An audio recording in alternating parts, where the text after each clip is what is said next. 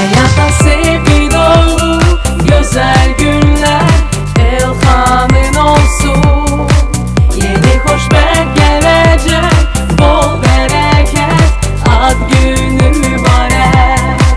Hayattan sevgi dolu güzel günler ilhamın olsun. Yeni hoşbek gelecek, bol bereket, ad günü mübarek.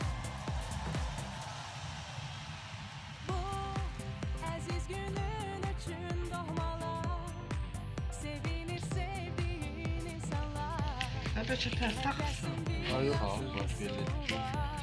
Yandırır mı? Ömür bol kazançlar, yeni yaşın yeni hayat, yeni istek yeni hayat.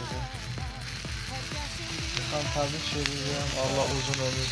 Can sağlığı versin. Aynen.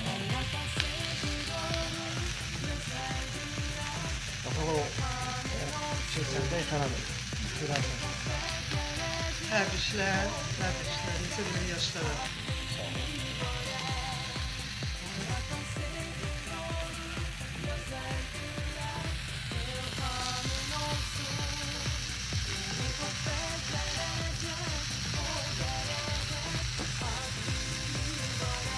Yaman uzun ki.